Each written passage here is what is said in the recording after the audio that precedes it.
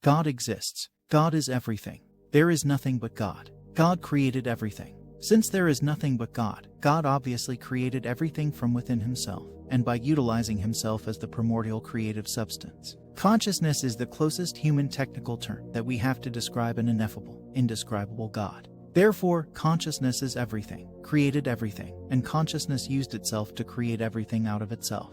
Consciousness is the primordial substance of all creation. You need to read the above at least 3 times, slowly, before proceeding. Understanding this baseline is going to be critical. Scientific evidence 1.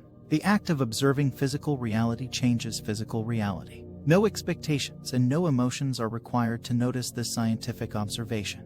Proof. They've used observation devices that are programmed to activate and deactivate themselves randomly to look at electrons passing through slits. The particle's behavior changes upon observation.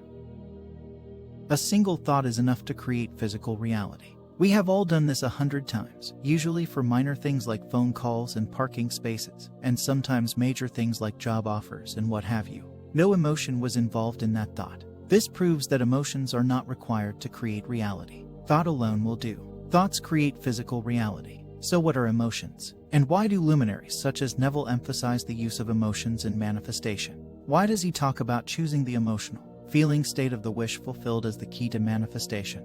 What are emotions? Emotions are basically the way consciousness experiences itself. Pure and simple. God can experience himself. God can say I am and know what that is, which demonstrates that God can experience himself. When God is all there is, and there is nothing external to God, how can God experience himself except internally? So God's experience of himself is always internal. This is why emotions are purely and will always be an internal experience. We are miniaturized consciousness units. Consciousness is God. This is why it is said that we are made in the image and likeness of God. So like God, we have the ability to experience ourselves. What is that experience called? Emotion. And just like God, emotions are a purely internal phenomenon and experience. Yes, baby. Emotion, feelings, beingness, all basically describe how God and we experience ourselves internally. Feelings are internal, non-physical unmanifestable experiences. More evidence now. Scientific evidence 2. The infinite parallel universe idea is theoretically valid. This theory states that every version of every physical probability exists side by side, equally, with every version of every physical improbability, somehow. Anecdotal evidence 2. Highly improbable events, popularly called miracles or damn good luck, happen all the fucking time, without requiring intensive thought. Simple faith is sufficient. That is why it is said that the meek shall inherit the earth. This proves that probability itself is merely just another belief system. Thoughts create physical reality. Consciousness experiences itself by awareness. Consciousness expresses itself through thought. All manifested creation is an expression of consciousness. Therefore, you can say that consciousness, awareness, or thought creates physical reality. Why are emotions necessary or helpful to manifestation? That's simple. Emotions don't exist in a vacuum. They are a response to something. You don't feel a feeling for no reason. You feel something because of an underlying reason. That underlying reason is basically a thought about something. Usually, an emotion arises in response to a thought. The interesting thing is, a thought can arise in response to an emotion. In other words, this can work in reverse too. This is how you can reprogram your subconscious mind willfully. When Neville tells you to sleep in the feeling state of the wish fulfilled, he is only emphasizing the feelings involved.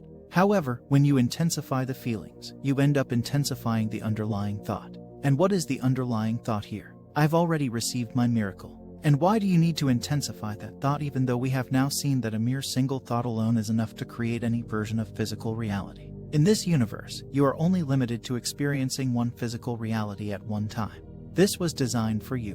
One physical reality only requires one thought. However, we know that we can possess and hold on to hundreds of thoughts, all of them contradicting each other. To put it simplistically, every thought competes against each other for the right to bring its reality in front of you.